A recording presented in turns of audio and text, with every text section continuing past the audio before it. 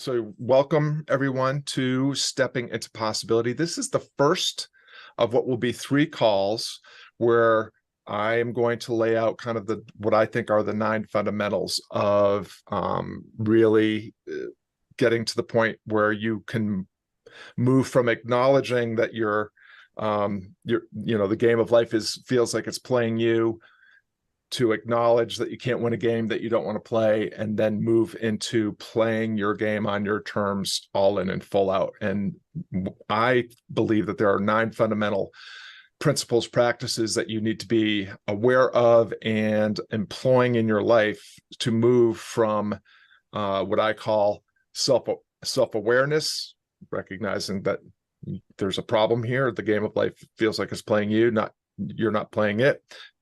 To self-efficacy, where you are recognizing you can't win a game you don't want to play, and you're starting to pick up some of the tools and habits that will help you move to self-actualization, the very top of Maslow's pyramid, although I think he actually eventually came to self-transcendence or something like that. So there might be a piece beyond this in the future. But when you're in that, that phase of self-actualization, you're stepping into your agency, your power to play your game on your terms without compromise. And so today's call is part 1, where we're really going to just talk about the awakening. And we're going to talk about the first 3 of the 9 fundamentals. And just in transparency, this call is mostly about setting up the situation and recognizing and acknowledging the challenges that we're going to learn how to address and navigate in the next 2 calls. And so if it feels like if this feels more like a doom and gloom call than a hopeful call, hope is just around the corner. I encourage you to join the subsequent calls. And you will see that actually the way forward, the way through. Actually, I'll reference my favorite Robert Frost quote: "The way out is through," and I love that quote. I think it's true. However, it leaves out a really important part, which is before you can start to navigate your way through, you have to be willing to step into. And so today is the day where we kind of acknowledge that or awaken to the situation that many of us find ourselves in, so that we can step into it. And the next calls we'll start navigating our way through and eventually out on the last call. So that's what's on offer for today. Just going to check in one more time before we get to the first thing. Is all of that, everybody on board? Am I tracking, or are you all tracking with what I'm saying? Fantastic. Okay. I should also share that this I'm going to try to get through what I intend to get through in the next 20 minutes. At which point the people that have a premium subscription will be invited to stay for continuing the conversation in Q&A. If you don't have a paid subscription, I'm going to ask you to just go ahead and leave the room at that point. I'm not going to be checking up on people's subscriptions. I don't have that kind of bandwidth. I'll just trust that people like us will do the right thing and acknowledge the boundaries and guardrails here.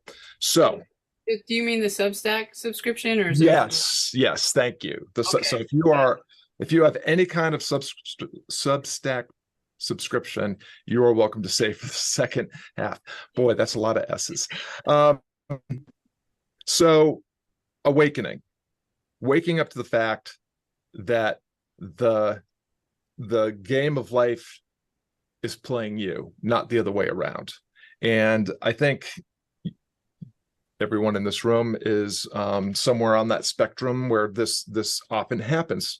Sometime, it can be much earlier, obviously, but in my experience with clients, it's people somewhere in their 30s and beyond who have played the game of life by the rules they were given.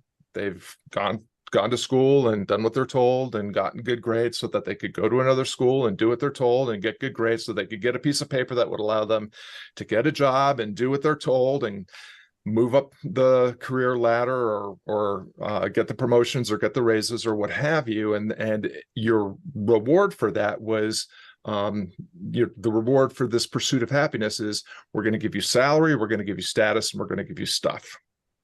And at some point, many people that I work with, or everyone that I work with, wakes up to the fact that, hey, I played the pursuit of happiness game and I played by the rules. I did all the things I was supposed to do, and I'm not happy. What's up with that?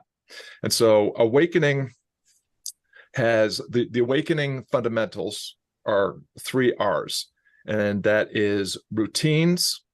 I'm sorry, is the first of, yes, 3 R's: routines, reactivity, and relationships.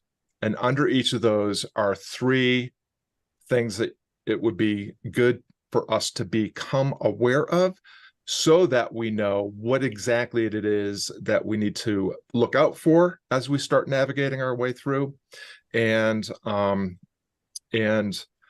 so that we know what the skills, the tools that we need in order to start navigating our way through. So let's talk about the 3 that are under routines. The first is waking up to the fact that we are mostly sleepwalking through our life, that we are 95% of what you do today is very much like what you did yesterday. 95% of what you think is very much like what you thought yesterday. And 95% of our lives, the neuroscientists tell us, is lived unconsciously. This is not necessarily a bad thing. I think if we had to consciously beat our heart and breathe all day, we'd probably not last very long. But when it comes to the way that we, where we spend our time, what we do, who we're with, those are things that we could bring our conscious awareness to, and it would probably improve our sense of health, happiness, well-being, and so forth. But we don't, because we are responding to programming and conditioning. Programming. We all have heard of the fight, flight, or freeze response. That comes from programming from our amygdala, the oldest part of our brain. It is way faster and way more powerful than our prefrontal cortex, where consciousness can happen and where we can start to bring some logic and reasoning into things. So we've got that working kind of against us. That's and not always a bad thing, obviously. If in the days when everything on the planet was bigger, stronger, and faster than us and wanted to eat us for lunch, hearing some rustling in the underbrush and immediately running away or climbing a tree or whatever, that would be good for survival. I don't know where you all live, but I'm guessing that there's not a lot of saber-toothed tigers around. And so, but the problem is that oftentimes all of life's little challenges and major and minor trigger this fight, flight, or freeze instinct. We also have this really interesting contrasting nature. We really, as human beings, like to know where we stand and what's expected. This is why status is so important. This is why belonging is so important. This is why safety and security is so important. And we have this other nature where we really love to explore the edges of our understanding and abilities, to seek the new, to seek out and embrace innovation. So these 2 things are always kind of working against us, but very, very often that impulse to remain humble and hiding and keeping our head down has been that kind of programming has been reinforced by schooling, institutionalized education, institutionalized occupation. So there's programming and conditioning that we have to be aware of if we're going to learn how to bring our consciousness in and build the new habits, build the new mindset, build the new attitude and approach to life that's going to help us move away from this, letting the game of life play us, so that we can start playing the game, or playing our game. The second thing under routines is learned helplessness. Again, reinforced by institutionalized education and occupation. Part of it is we are given this narrative that if we just follow the rules and do as we told, that everything's going to be okay for us. And so we look for roadmaps, we look for formulas, we look for checklists. And the problem with that is, obviously, roadmaps can only take you where other people have been and everyone else is going. So it's not a very effective way to find your idiosyncratic gifts and to employ them to live a life in pursuit of your destination. The other thing is, just if you look at the way a brand like Amazon reinforces learned helplessness. You can buy whatever you want. They'll deliver it to your door the next day. And if you don't like it, you can send it back. You don't have to take any responsibility for your purchasing decisions. And so it happens in calls with the community. I try to be really clear, not always successfully, but I try to be really clear about, hey, this is going to be recorded. It's going to be available for subscribers to the Substack. But if you want to come for free, you can come live. And then people start asking, well, is there going to be a recording? Well, yeah, if you take responsibility for reading the emails, you'll know, and we won't have to waste time answering a question that has already been answered. So just that idea that, we don't have to always expect that people are going to take us by the hand and lead us to where, and make up for the fact that we haven't been paying close enough attention. So learned helplessness is a big one. And then the third under routines is exactly what I wrote about in the Substack today, the identity trap. We are creatures that are heavily invest in our roles and our goals. And, one of the reasons why some people have that moment of crisis in, their midlife moment is certain roles and goals around family and career are winding up or ending or have been or are ended. And that means that a lot, we tie a lot of our identity to what we do for a living, what role we play in the home, in the workplace, in the community, etc. And so we have to recognize the attachment we have to these roles and goals. Excuse me, we got someone coming in, and start to figure out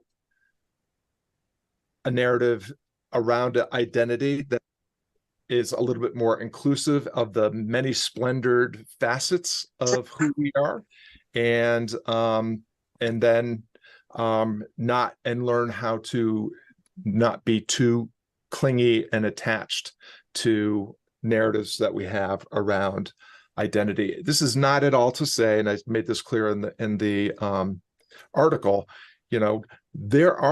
identity matters. We've been seeing this in a very pointed way recently with, there are people that are very invested in their identity around race, gender, and so forth. And of course, that's important and true. But again, at any point, you can be clinging to an identity or invested in an identity to the point where it's actually impeding your ability to and increasing your fragility in situations, because we navigate our way through roles and goals throughout our day. So routines is the first R.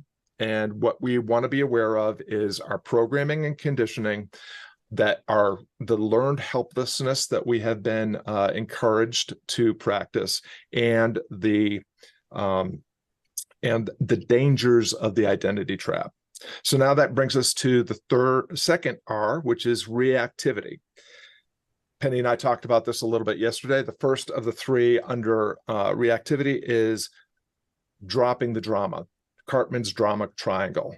We have in any situation where drama is in play, there are going to be three roles that are being played, and we all play these roles at various times in various situations. There's the victim, there's the rescuer, and there's the persecutor. Okay, so we all have that moment when we feel like other people and circumstances are conspiring against us, and that makes other people in the situation the perpetrator, and we are hoping that the rescuer is going to swoop in and get us out of this situation, and so forth. So if you pay attention to your inbox tomorrow morning, you'll actually hear in the podcast that's dropping, Penny and I talking more about this.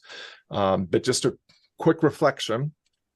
Again, we're just talking about being aware. Like if you are feeling a heightened sense of anxiety, dismay, frustration, anger, regret, shame, guilt, whatever, it's an indication that there's some sort of drama narrative going on. What role are you playing? If you're in a situation with another person where there's drama at play, what role are you playing? Are you playing the role of the victim? Are you playing the role of the persecutor, or perceived as playing the role of the persecutor? Or are you being the rescuer? My take on this is if we can get rid of the victim, nobody else has a job.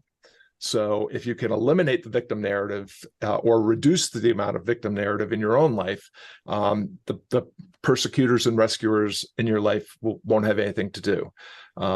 If, I would argue that the savior is the most dangerous player in the Cartman's triangle, because honestly, many people like us, like the people in this room, find themselves in this role sometimes. We like to help people. We are generous. We are giving. We are compassionate. We want to be a force for good in the world. And I know, speaking for myself, that desire to solve other people's problems for them is a very seductive way of not paying attention to my own problems. And so if we, catch ourselves in that savior role, is there something that we're actually hiding from? Is there something that we're actually avoiding by investing in helping other people with their problems? And are we simply reinforcing their learned helplessness? And then the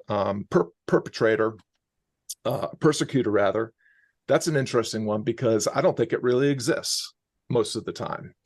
Most of the time, everyone is doing what they think they need to do and what they think is right. It may be done out of ignorance. It may be done just without awareness that it's causing harm. But with the exception of the clinical sociopath or psychopath, most people are doing what they think they need to do, which means, again, it's up to the victim to address their narrative around what's happening in terms of the persecutor. Second, under reactivity, is curbing your dogmatic thinking.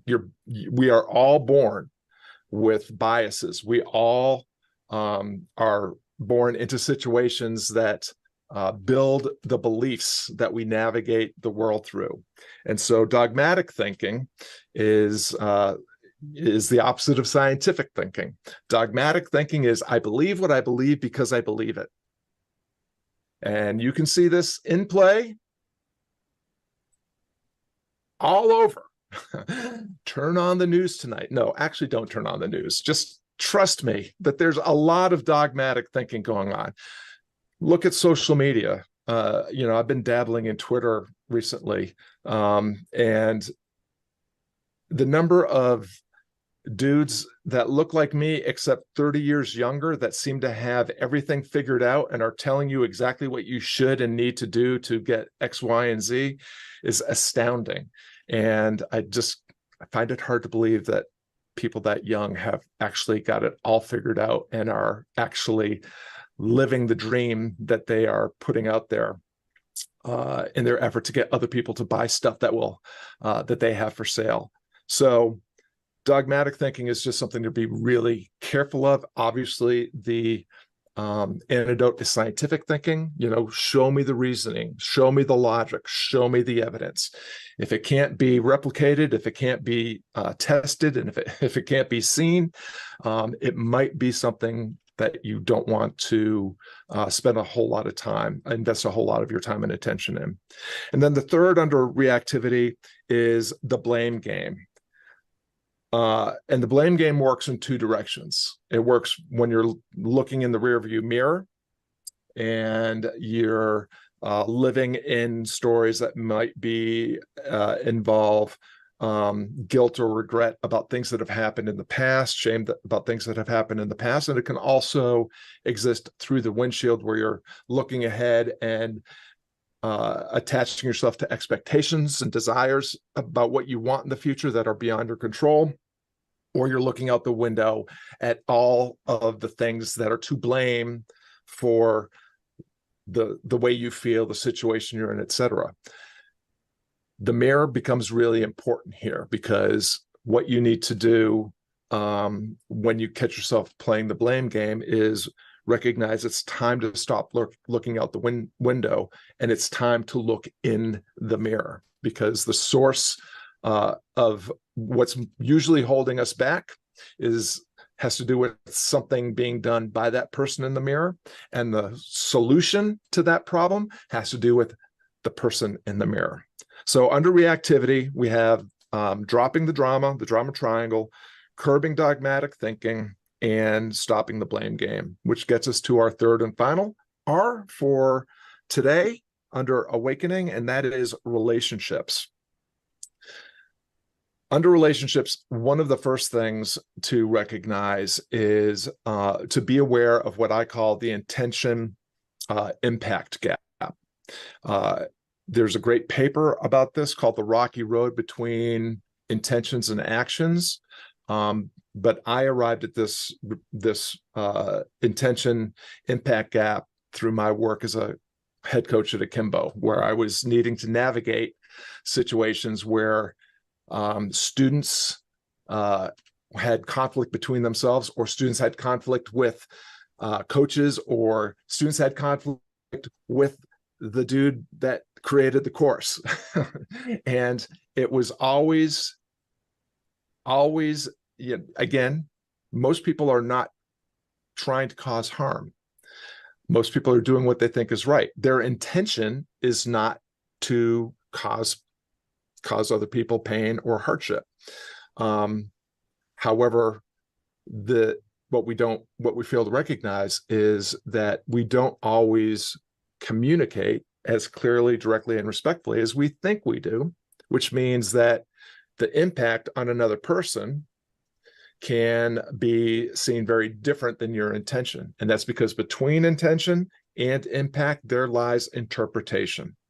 And so knowing that everybody can see and respond and feel differently about what's being said and done opens up, some of the antidote for this, which is how do you communicate more clearly? How do you do it more respectfully? How do you do it with less dogmatic language? All these kind of things.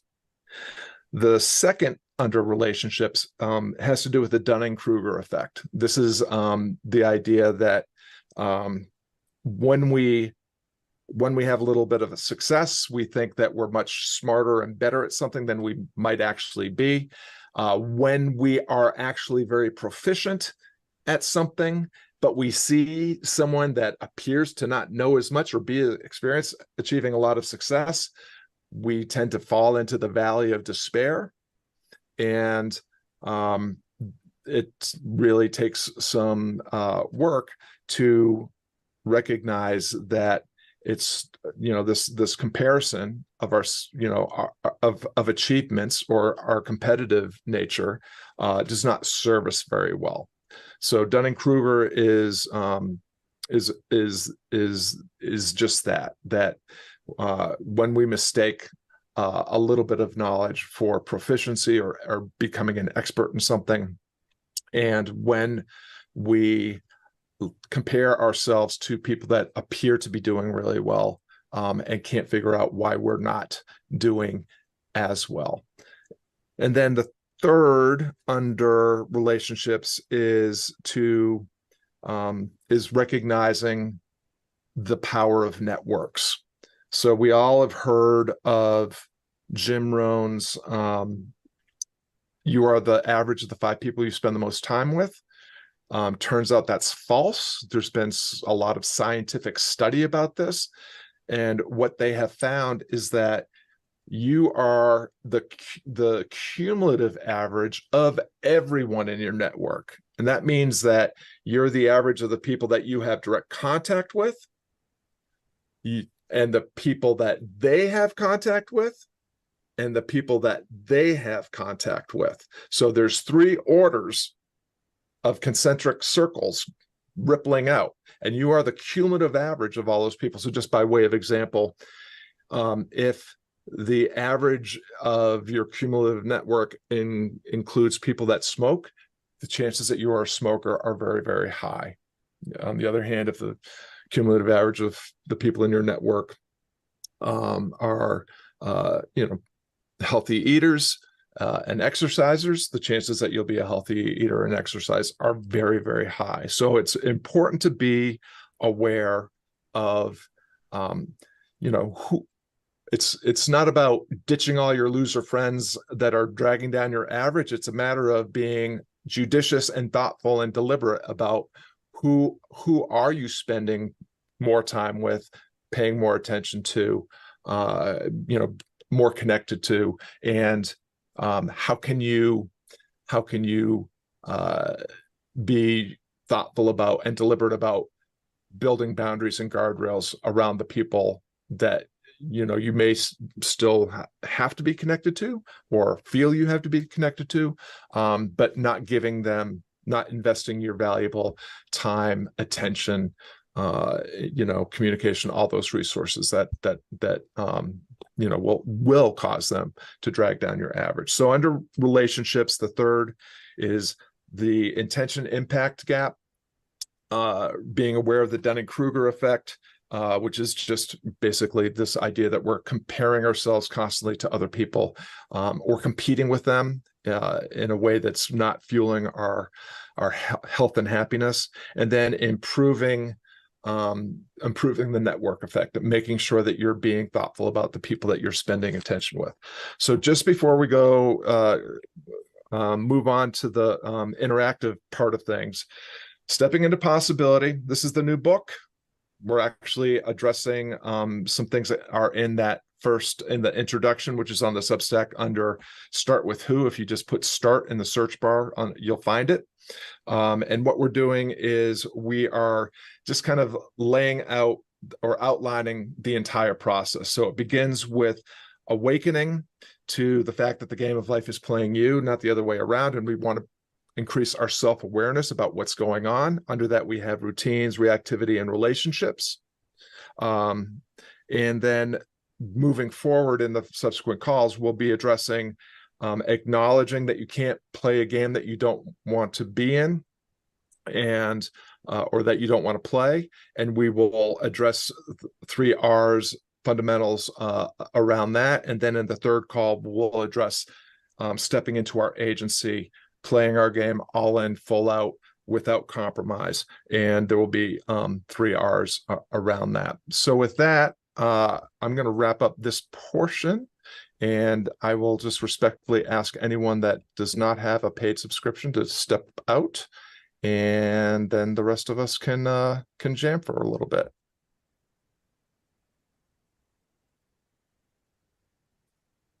Well, hey. Do I have a paid subscription? Yes. So Jackie Cato, who just left? Allison left, but she needed to leave. But wasn't there one more? Oh, the other Allison. She could have stayed, but she left. So maybe she had to leave. So yes. a couple of you are here because you were gifted a 30-day subscription, and one of you is here because you're in the Catalyst community, and one of you is here because you're awesome and you paid for an annual plan. I don't know. I wasn't going to name any names, Cato, but Cato, before we continue, I just want to tell you that your response in the thread, your little poem about identity, was really beautiful. Oh, thank you. I think there's a Substack beginning right there. So any questions, reflections, things that you would like to discuss further about what we just talked about?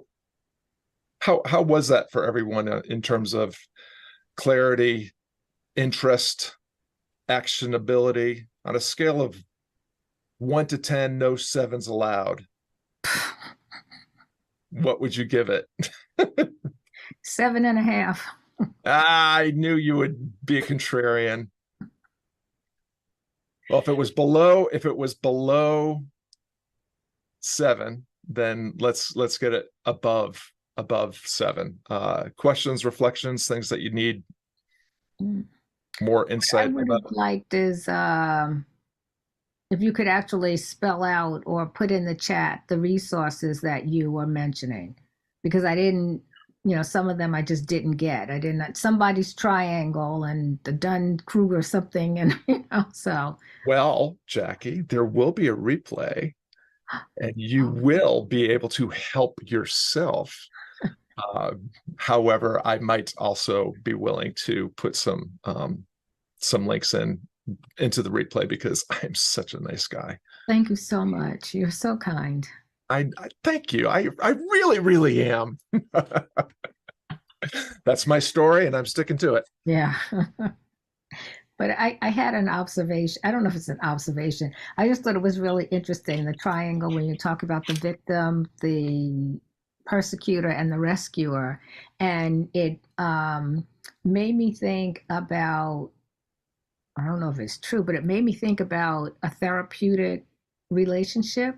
It almost feels like someone feels like they're the victim being persecuted by someone, and then they go off and they consult a therapist, a psychiatrist, whatever, who is the rescuer. And I said, well, if people gave up the victim mentality, what would happen to all these people who are, therapists?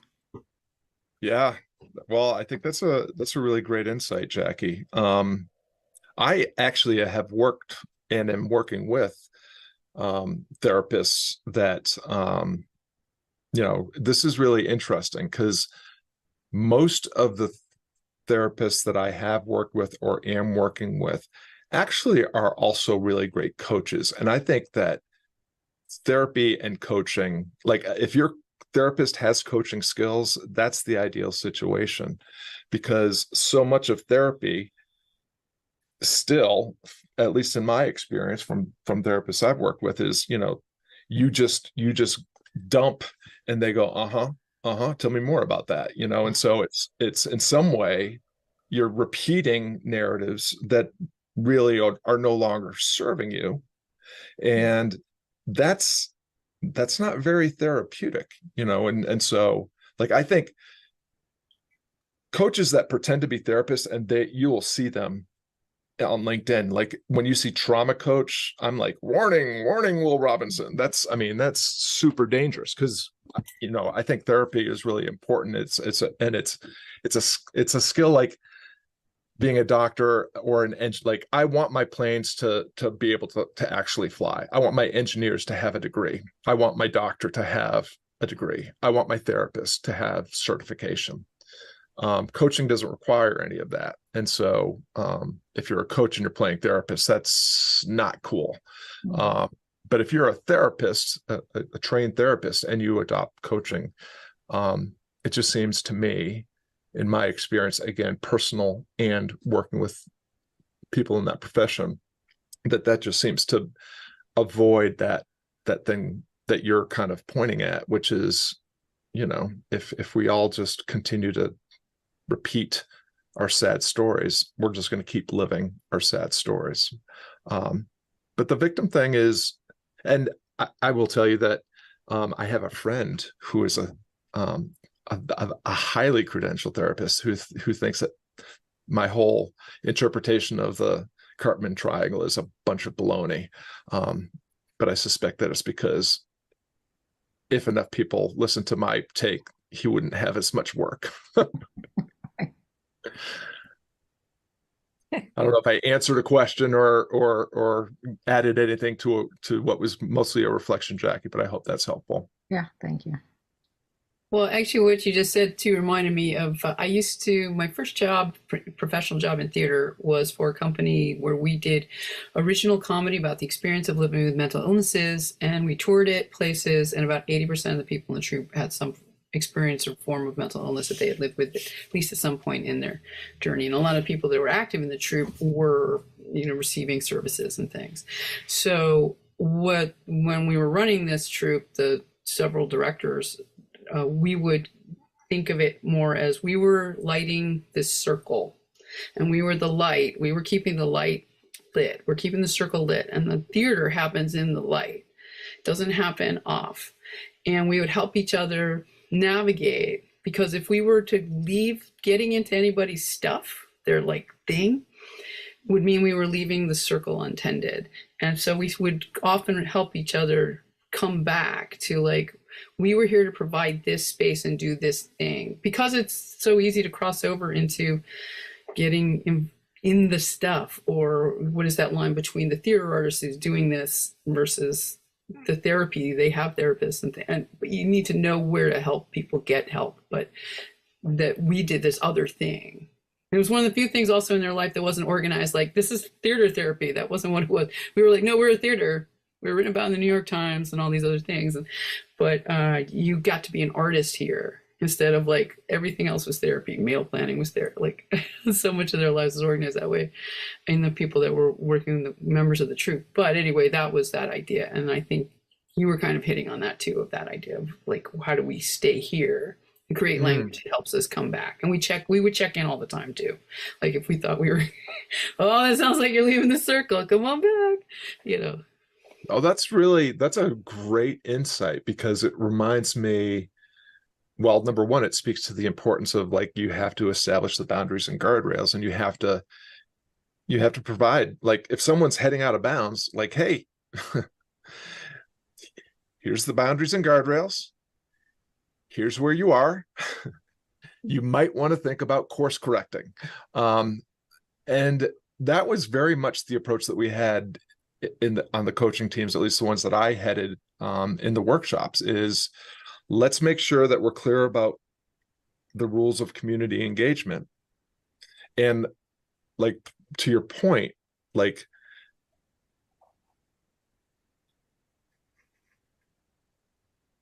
one of the things that you often hear me say when calls, especially when I know that there's new people on a call, and I'm going to send people to breakout rooms, which is dangerous, right? Because it's risky, because I'm not going to be there. I'm not going to be able to make sure that the rules of engagement are being complied with. But I just, say, hey, while you're in the breakout rooms, let's make sure that everyone has a chance, an equal opportunity to share. And remember, no one came here to be advised or criticized or have their intelligence or activities questioned. It's be an active listener. Here's what I heard you say. Did I get that right? Is there anything else? Right. And so establishing the container is really important. And then being able to warn people when they're heading out of bounds. But then the final piece, and I don't know if you have any experience with this in your troupe, there are sometimes people, and often in akimbo, they would be people that looked a lot like me, that would go out of bounds and then argue about how they were in bounds and how they didn't have to do any of the things that you were saying, here's what you need to do if you want to stay in the workshop, at which point Scott would write them a very polite letter letting them know that I hope you find what you're looking for out there in the internet, because you're not going to be able to come back in here. Wow. But one more thing, Cato, on that is, and I just said it, but to use different language, it's the difference between it's avoiding prescriptive activity behavior, right? Like when people, and it's the saviors, right? Oh, you got a problem, I'm going to help you solve your problem. And like,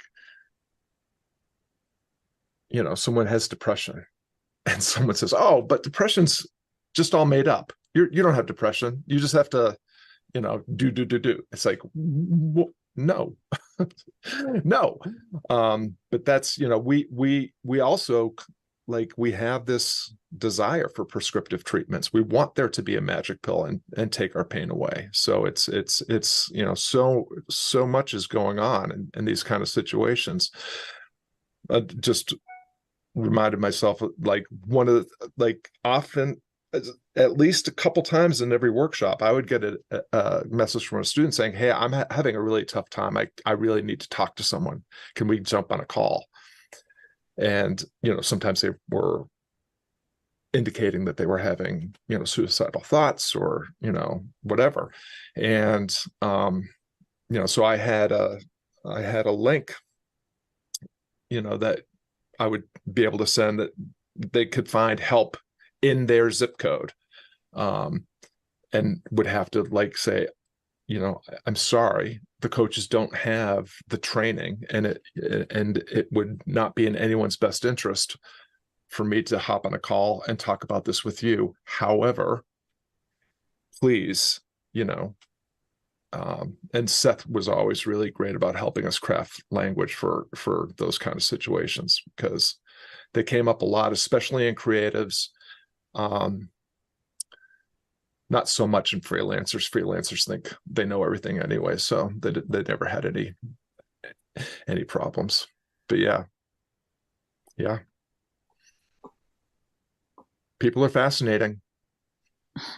Yeah, well, So I it's was like, in the creatives workshop, so I encountered some of that myself, yeah. and having to just direct people to where might be a good place, or also sometimes to the coaches, because, or whatever their thing was. But yeah, I know exactly what you're. Yeah. Any other reflections? Any other questions? Arguments? Counter assertions?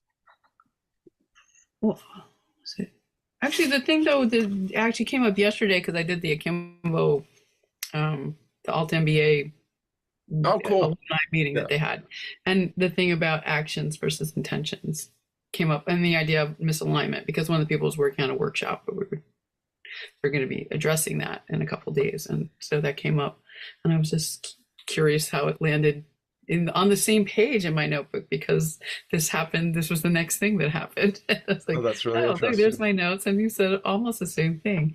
Well, So that interesting. rocky road between intentions and actions is easy to find if you Google it, and it's a pretty fascinating study, because it's I think it's a dissertation. I think it's actually, well, I'm not going to guess at the school, but anyway, but they studied this, and it just turns out that we think we're way better at communicating than we actually are. And then even when we are given evidence that we're not, we can we just maintain that we're just really, really good at it. They did a study where they had people tap out a song, and the other person had to tap it out, and they tapped out the song and were asked, what's the chances that you think this person will guess it? And they'd be like, oh, 80%. It was clear as day. And like, it was 3% or 2% or something like that. So, well, and where I learned about that wasn't, I'm going to look that up, because that sounds like a fascinating source for it. And it also came up twice in a row for me in my book.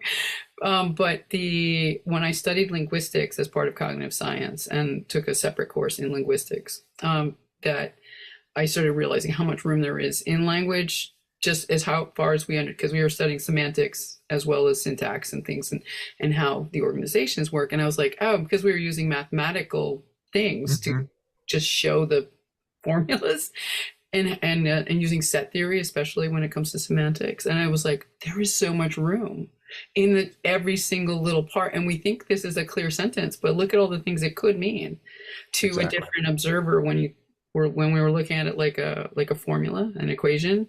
And that that got me questioning, like, okay, I can totally see how I was misinterpreted, right? Yeah. I might not see like how I was misinterpreted, but I understand why there was room. Well, and that's helps me calm down too. Like, all right, let me figure out how you interpreted that. That also speaks to, I mean, we have this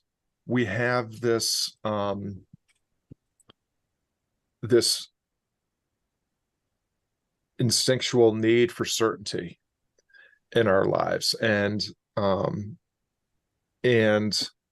we have, and if you look at society, we seem to reward the people with the highest degree of certainty and overconfidence, even though they have no right to any confidence in the things that they're certain about, because they are things that can't be absolutely defined, determined, what have you. I'm not going to mention any names, but certain politicians come to mind, certain pundits come to mind, certain bros on Twitter come to mind. And the antidote to that is consideration. Like, what if you didn't have to understand? What if you didn't have to know? What if both things could be true? Like, there's room for multiple interpretations, room for multiple truths, room for multiple perspectives. And so, I always think consideration, just to consider, to embrace either not knowing or embracing the consideration that there might be more than one perspective on this, and considering that maybe you're not as smart as you think you are. And that's one of the things. There's another famous, I think this was the Harvard Business Review, teaching smart people to learn. That is another article that is really, and as a recovering smart person, boy, oh boy, does it kick you right in the gut. Yeah. So we have, in this other community that I'm actually a member of, we have this thing called DALA, which you can interpret it one of two ways: directions for acting like an adult, or don't act like an asshole. And it's all about holding space for consideration, and the intention action gap can also, if your actions are not reflecting your intentions, then you're not acting like an adult, you're acting like something else. So just another thing that pops up for me. Jackie, if that was Hollywood, I'm ready. Got about 5 more minutes. Anybody with a final reflection or question before we wrap this up? And just to be clear, so what I'll do is I'll upload this as an unlisted video to YouTube, and I'll make that available to all the subscribers, which includes Catalyst Club members and paid subscribers to the Substack. And then I'll probably also put it out as an article on Substack just for subscribers, so that if you want to reference the video later, you can. But obviously my intentions, just to give you an idea of what's going on here, is this is the way I write books. I come up with an idea that I think is good, and I start talking about the idea. And once I kind of refine the idea to the point where I feel like I've outlined the three, like all my books have 3 sections. All my books are about one central theme and broken into 3 sections. And usually I try to break those 3 sections into 3 separate sections. So what I'm doing now is I feel like my idea for my book is sound.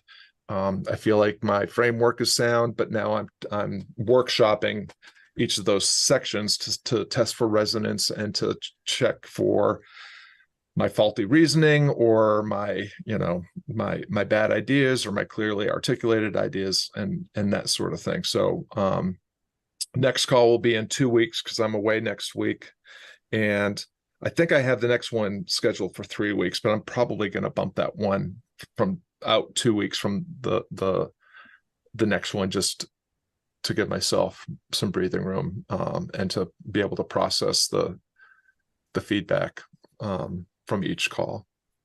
So any questions before we wrap up, or any last words? Yeah, thank Go you. ahead, Sandra. I just had a thought because in the last year, I'd say the triangle has come up a lot in different workshops and sessions that I've been to and that. And just as you were talking and you said, if you do away with victim, then the other two roles don't have a job. And then I'm wondering if, and it just came to me, it's just thinking, it's just a question. Is it dropping the drama triangle, or is it that as we move through life and our daily, experiences that we're exposed to, is it finding a balance between the three? So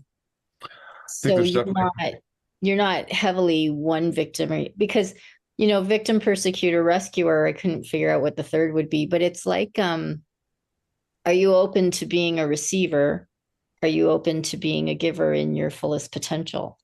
And then I don't know what the third would be. So maybe just recognizing that you could be being misunderstood or misinterpreted. Because we kind of play, like, in any given situation, we'll play one of those three roles. And then it's one being aware of that. And then instead of dropping the triangle, is it finding like the function of the purpose of that moment by being in balance with the three position? I really like that reflection and the question. My take is certainly there's room for multiple interpretations of the triangle. So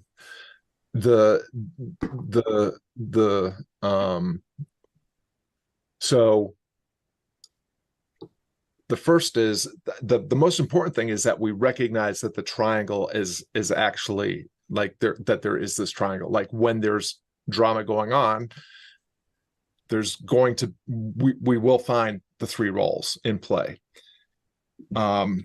And so it's about like awareness and acknowledgement. What I'm hearing and what you're saying is like the roles are very clearly specified in the triangle. And what you're saying is, because I think you're absolutely right, like most of us could really work on our willingness to ask for help and receive help. So if a helper is doing it in a way that is, not done to just avoid their own shit, then obviously that's cool too. And if the people that might be causing harm in a situation become enlightened, aware, whatever, but that almost feels like it's the like that almost feels just right now like it's the next step. Like once you acknowledge, like, here's the roles, and then how do I reframe the way that I'm looking at myself or looking at the situation, and how do I, and that will really be addressed more in the last piece, like what are the tools and skills, approaches, principles and practices that we need to start to reframe some of the things that we talked about today, or navigate our way around over through that sort of thing. But yeah, you gave me some serious food for thought, so I appreciate that.